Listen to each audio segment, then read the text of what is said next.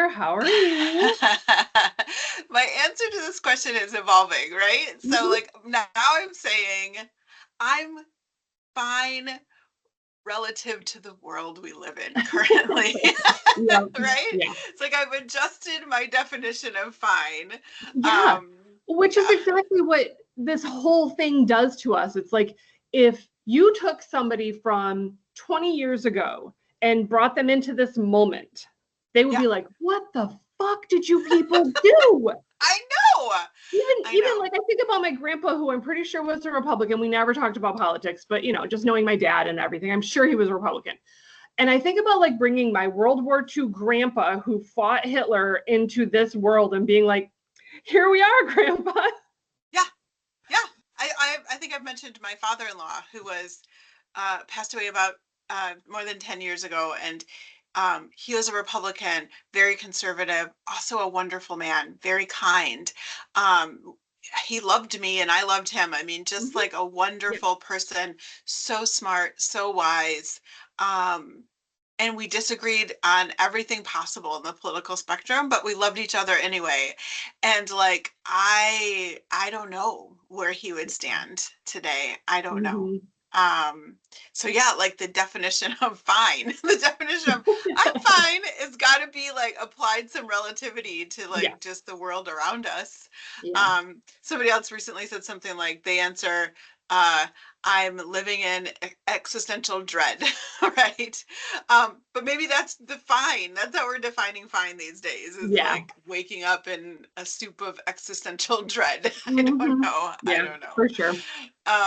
Part of that though is it has to do with the work that we do, Mhm. and the activist work and the work in politics in general, because part of this existential dread and what we're dealing with is like has a kind of an undercurrent around real like concern and fear for safety.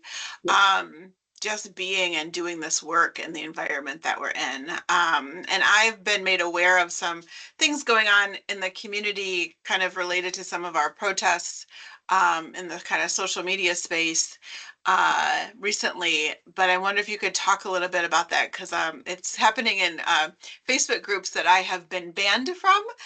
So I don't have a front row seat. I don't know how I feel about that, but yeah, yeah. What's tell us what's going on in those social media spaces related to our protests and things like that. Yeah. So it's specifically Midland Complains, which, as you know, but as our viewers can guess from the title, it's the Wild West. Anything Mhm. goes. Mhm. It's not like Ask Midland where there's no politics and if you say anything inappropriate, you're booted, etc. Right. No, Right. Midland Complains is exactly what it sounds like. And there's a particular person, and I won't name names. Our little group refers to him as Sandwich Board Guy. Because he comes to all of our protests with a sandwich board. Um, and he holds some similar political beliefs to us, but I would say not like he's very extreme. He is not part of our groups. Mhm. And he's just Mhm. posting in there, first of all, about our events, which, on the one hand, it's like, okay, it probably increases some of the people that wouldn't have normally seen us. Great. But also, he gets into these fights because, of course, there's plenty of Republicans, Trumpers, et cetera, MAGA in this area. So they're all So yeah, commenting about yeah, what a bunch of nut jobs we are. And so this guy's like, he's not representing us, but people think he is and he's in the comments fighting them, like proposing violence and like, oh my God, it's just a whole thing. Um, but yeah, so like that has sparked conversations in our groups, our organizing groups about, okay, what do we do about this? Should we be concerned that that's going to entice people or incite people to come out and do things against us? mhm. So that's for sure a conversation we've been having. Yeah, yeah. And I mean, this work is hard because we do all this work to organize and all of that, but at the end of the day, like we're just a couple thousand people, and we have no control over what folks are doing online or whatever. Like we can Yeah, provide guidance, we can create opportunity and space, we can do yeah, trainings, we can do all the things, but like we don't have control. And So when those kinds of like interactions go down and they're witnessed by other people, it does create fear. Now, I will say Yeah. we've never had any kind of incident at any of our protests and gatherings that has been violence. Yes, we've had a few counter protesters, but they're Sure. usually Yeah. far and few between, or like one of the big trucks driving by and revving their engines because they're Yeah. big Yeah. tough Yeah. guys in their truck. Um, it's I do have to say, like when I first got involved in this work, that kind of stuff did create like this fear inside of me. I've become somewhat immune to it. That's not to say that I don't have fear. I do. And like you and I have talked about this. I have more fear of like uh the other day there was this gentleman, bearded gentleman, hat, a little bit of a barrel chest, you know, like walking up and down in front of my house and staring at my house. And I'm like, I was at a protest the day before. I was on the news and I was like, I mean, Mhm. what are the chances of this being something? But I kind of kept an eye on him out of the window and he ended up coming to the door. He was one of my new neighbors.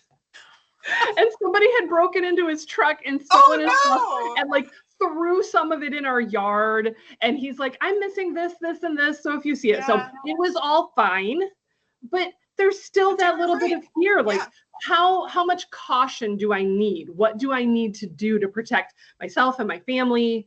And I know you for sure, having run for state house twice, have had many of those sort of similar feelings. Yeah, for sure. I mean, so my campaigns, the races that I was in, my opposition, I never got ugly, but they Mhm. certainly did. Millions of dollars spent just like peppering everybody's mailboxes with photoshopped pictures of me saying just terrible things like Sarah Schultz is after your children and Sarah Schultz hates the police and on and on and on, just stoking these fears that were like totally Yeah. baseless to the point where like I see people out in the community and I'm not a political candidate. I have not been for a long time. I like to say I'm just a regular citizen these days. And I see people see me and I see the recognition in their eyes and it's one of two things. Either they like voted for me and they're like happy to meet me in person, or they believe what was in their mailboxes and I don't know what they're capable of. I mean, there were several times where I, had out canvassing. People see me and like usher their kids inside and act like I was gonna, I don't know, steal their children or something like that, which really like that hurt me the most because I couldn't defend myself as being like a nice person who cares about Mhm. the community. It was just like I believe what's in this mailbox, and I see this woman on my sidewalk, and I'm afraid of her. I'm going to make sure my kids think she's, a terrible person too, and that was really hard. But yeah, I mean, I had some of my yard signs defaced to be just horribly like sexist things. Mhm. And that's the other thing. If you're a woman in this Oh space, yeah. you're like a much huger target. Whether you're a political candidate or an activist, for Mhm. sure. And it's always about sex and it's about gender and it's about you're shrill or a bitch or all the things. Yeah. You're too loud, you're too out front, Mhm. you're too weak, you're too You're emotional. too Like there's timid. literally, yeah, there's Yeah. literally no way Yeah. to like to It's find the the common ground in between all that stuff. But I don't know. I mean, I had big trucks with people kind of circle me in parking lots. I was with my kids once, and this older gentleman, gentleman's not the right word, older male human come up to me and just start shouting that my soul is black and that I'm a baby killer and just yelling and my kids were there. Mhm.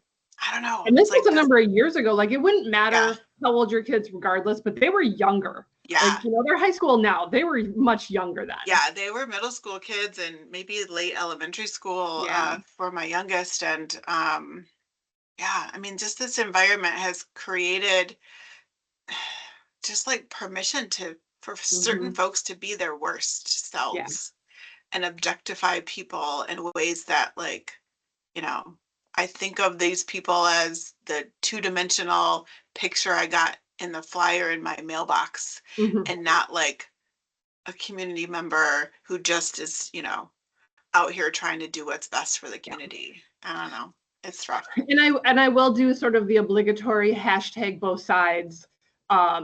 You kind of know how I feel about that to some extent. There's ugliness on both sides. Obviously, we are seeing, what's happening against us. And even just like looking at the campaigns, there are times that we could have been super ugly about various people that we were campaigning against.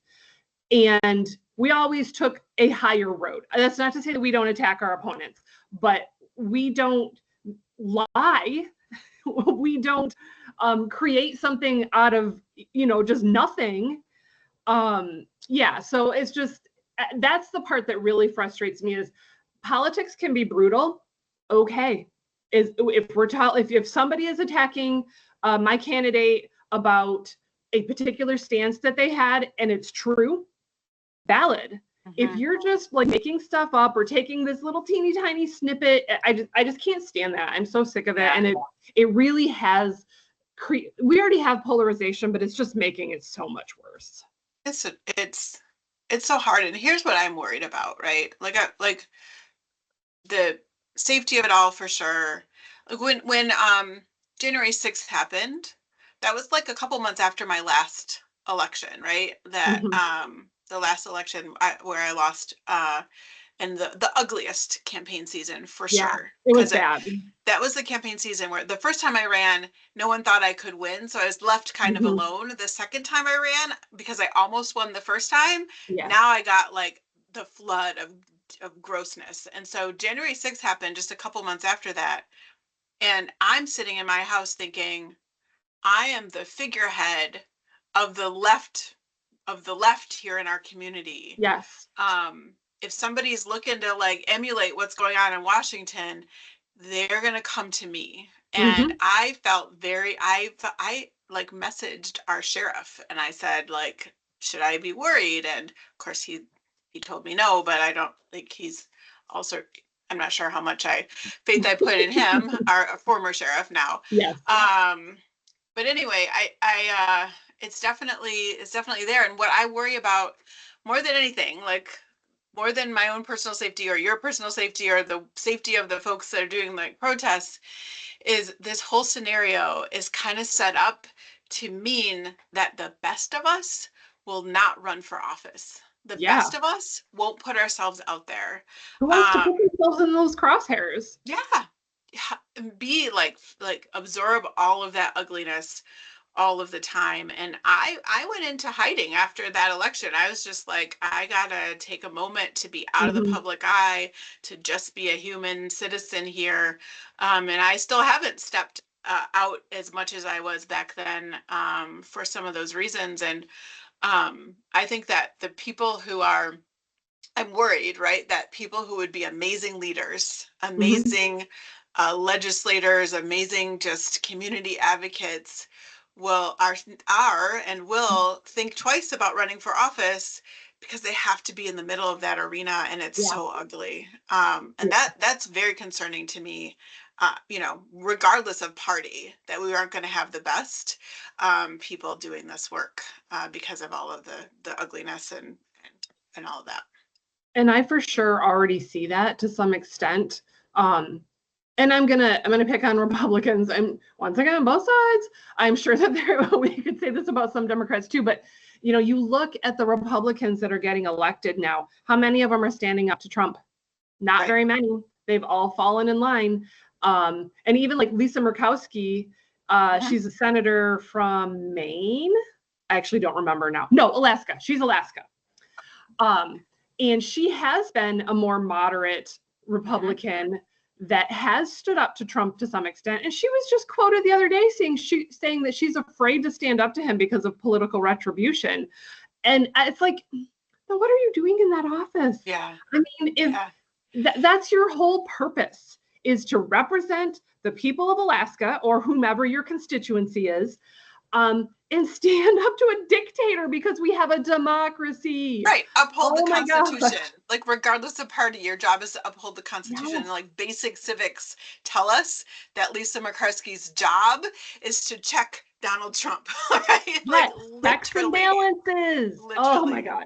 I know. Yeah, and I know. it's infuriating because they don't take an oath to Donald Trump. They don't take an oath to their party. They take an oath to the Constitution of the United States of America. And that goes for all of them.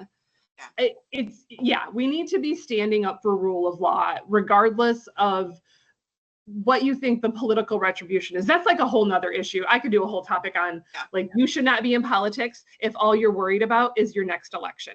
Like, Absolutely. That's bullshit. Go there with your values, get elected on your values, do the job you were hired to do. And if they don't think you did a good enough job to stay there, then you don't reflect the values of your community. So you shouldn't be. Right. Exactly. I know. And I mean, I just like this whole topic of fear is everywhere, right? It's like literally the basis of the Trump agenda is creating fear in people and then legislating based on that to create more power for the already powerful and rich. I mean, that's literally what the whole foundation of all of this is all about, which is why people they're acting. And just yesterday in Florida at that university, we see that we've got a MAGA 20-something taking their parents' guns and shooting up the student union. I mean, it's just, and it's just based on fear, and it's based on just this like this system of just people acting out based on that fear, and not being checked at all. And they're feeding off of it, and we're feeding off of it. So now we're trying to have these protests, by the way, exercising our rights to be on the sidewalk and say whatever we need to say, and our rights to protest, our rights to free speech, all of that stuff. We should be able to do that without fear that next pickup truck that goes by is gonna, do something and to incite violence. And I don't think that they are. And by the way, I think we should continue to do this work, but we just have to name the fact that this fear is there and make sure that we're cognizant of it, that it is as large or small as it really is, right? Like we're sizing it correctly and not outsizing the fear in our reaction. And doing whatever we can do to make sure our activities are as safe as possible. Excuse me, sorry. Yeah, I just wanted to talk back for a second about the Trump administration and their basis of fear. I mean, that's what they're trying to do, is create this fear. It's like, if you're undocumented in this country, you need to be afraid you're going to be sent to a prison for no reason. If you are a university in this country that doesn't preach the MAGA indoctrination, you should be afraid that you're going to lose your funding, your tax exempt status, your foreign students won't be able to come, and all that stuff. The press, they're afraid that Trump's going to sue them or not approve their mergers. Like, he's using whatever forms of power like that he can use to get people to do what he wants. Law firms, he's attacking law firms. He's attacking all of the institutions that we think are going to protect us. Now, they weren't starting out real good. Columbia capitulated with like no pushback. There were some law firms that did. Now there's law firms that are fighting back. Harvard is suing. They're pushing back against Trump. And like that, how can defending Harvard goes against every grain of my body. I'm a Midwest rural girl. Ivy Leagues don't even care. The only thing good I ever thought about Harvard was that they accepted Elle Woods and Legally Blonde. So like, that's how much I think about Harvard. But I'm going to defend them because, oh my gosh, they're actually standing up. And the Big Ten schools are putting together a contract between them that if Trump goes after one of their schools, they're all going to defend it. And I don't know exactly what state that's in yet. They're still talking about it. But I'm excited about that because that's what we have to do. We all have to stand up. But I do want to talk for a second. That's big stuff. And big groups have more to lose when we're talking about money, but they have more to gain and they have more power to do something.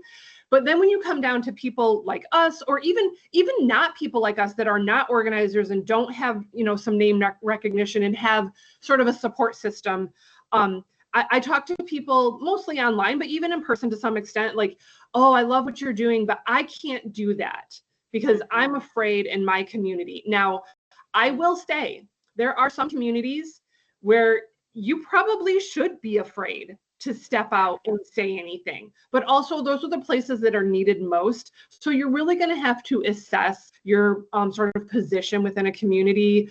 Do you really think, and figuring out if that fear is outsized, which is so hard because fear is non-quantifiable, and it can build in our brains beyond something that it really needs to be. But then there are also times when it's protecting you from, something.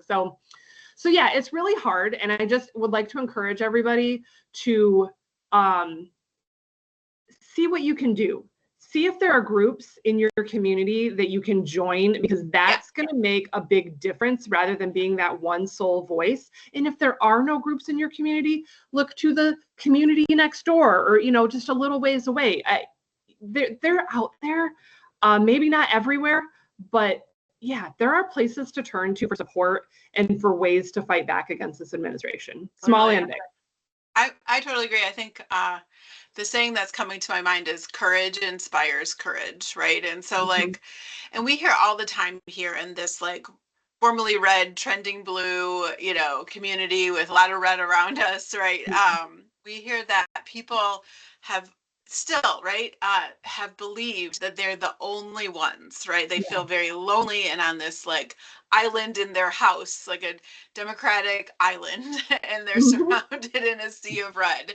And if that's how you feel, then of course you're going to be afraid to go, even to go to the grocery store wearing a t-shirt that has a liberal, saying on it, or, I don't know, RBG's face on it or whatever. So, but the minute you start to realize that you're not alone, that you met somebody down the street, or you heard about an actual protest and you were shocked that it was happening in your community, and you even just drove by it to see, oh my gosh, there's 50 people, there's 100 people, there's 800 people out on the street, and here I thought I was on a blue island in a sea of red.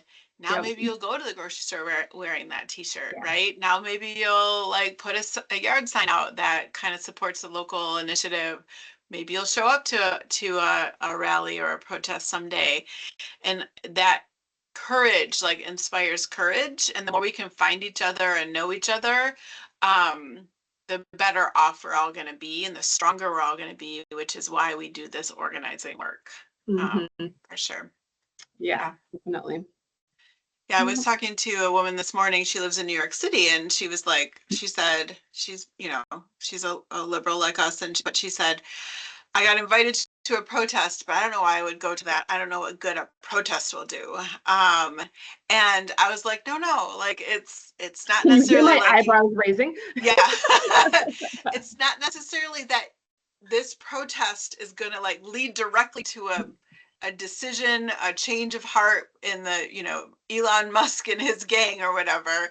But it's all building, right? It's all building. And there's safety in those numbers. And there are valid reasons to have concerns, right? I have mine, you have yours. But we have to lean into, go up to where our fear is and kind of lean forward into that to see if it's really valid, right? And then step even further and even further, because this moment requires that of us. And just a demonstration, which is we could talk about 1,000 different ways that you and I have encountered people and encouraged them to do things. But yesterday we did a TikTok, and it took us only a couple minutes. And it was just a fun little thing. It was a little trend that's going on. So we did it.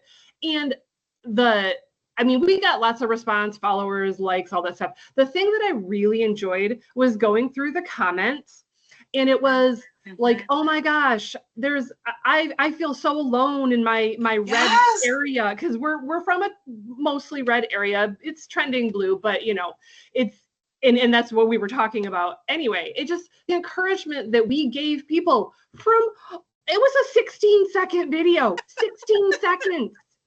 And people were like so excited. I And like, know, it's so what fun can to we do read. to help? How can we Yeah. join you? You know, whatever. Like, so you wouldn't believe just being present, whether it's a protest or a t-shirt or a TikTok video or a sticker on your bumper, bumper of your car.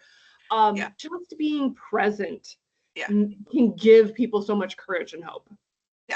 Yeah.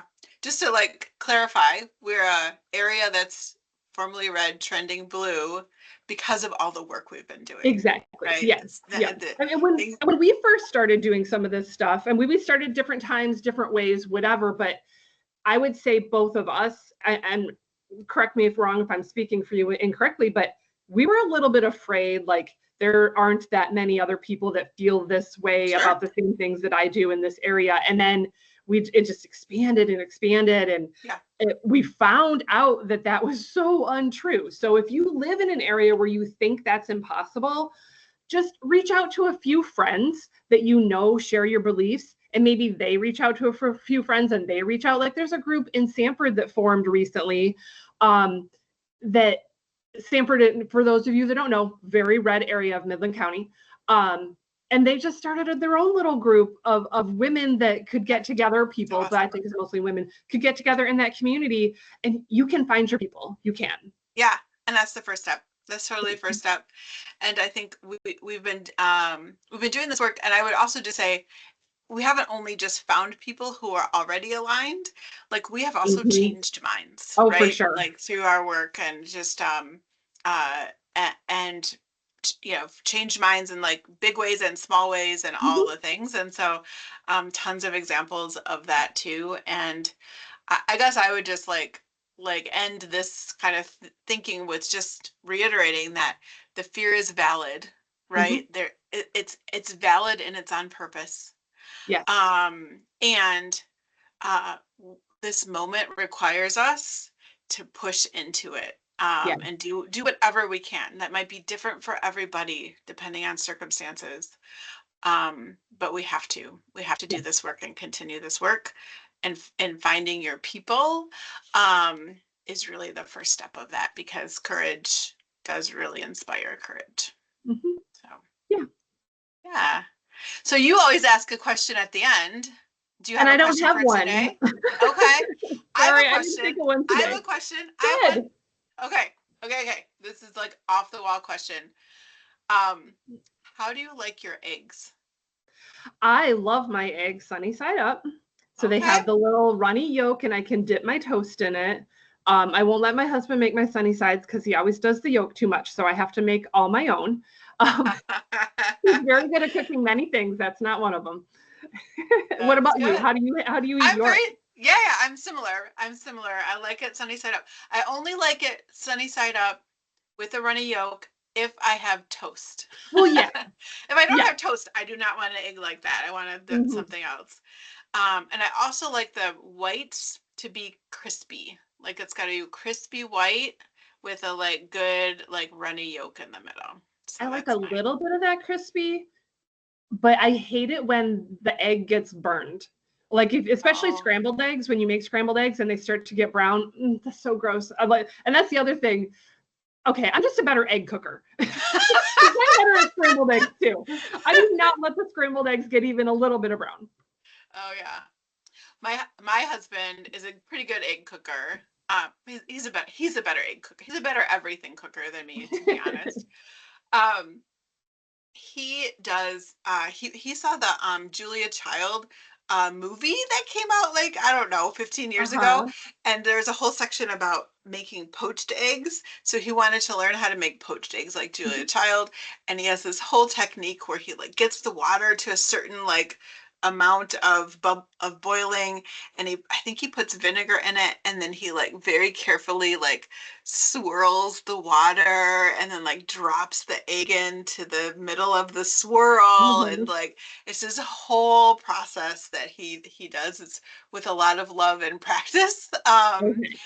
So that's how he likes his eggs. I like eggs like that too, but I would much prefer just a regular like truck stop sunny side up egg with a side Uh-huh. of toast. So I anyway. do love poached eggs too, so let Andy know next weekend he's making breakfast. I'll have you all I would come like over. eggs Benedict if he doesn't mind. I don't know that he's ever like that's hollandaise sauce, right? Like that Yeah. But that's that like yellowy you sauce. poach the egg and then you can put it on like a English muffin and That's you what can he do some does. hollandaise Yeah. sauce. I like avocado with it or salmon. Oh, Ooh, that smoked sounds salmon good. on a poached egg, delicious. That sounds good. That sounds good. Okay, we'll think about brunch at the Schultz house Yes. next weekend. Awesome. I asked about the eggs because it's Easter in a couple days, and I don't know, Yeah. eggs are on my mind. I have to go hard boil like so many eggs because my family is doing Easter on Saturday. So I'm making the deviled eggs. Okay. Normally we do our Easter egg hunt. The bunny hides all the eggs the night before, and then the kids find the eggs, and then I make deviled eggs out of them and take them to the family thing. Okay. But now I have to make deviled eggs specically, You have and to then we boil have to and make make eggs. hard boiled eggs Oh, for you're the gonna have bunny. so many eggs. So many eggs. Have you like egg salad and all that We do like eggs in this house, so it should be fine, but it's just a lot of eggs. Awesome. Well, enjoy your eggs and happy Easter in a couple days, and all those things. You too. We'll talk to you later. All right.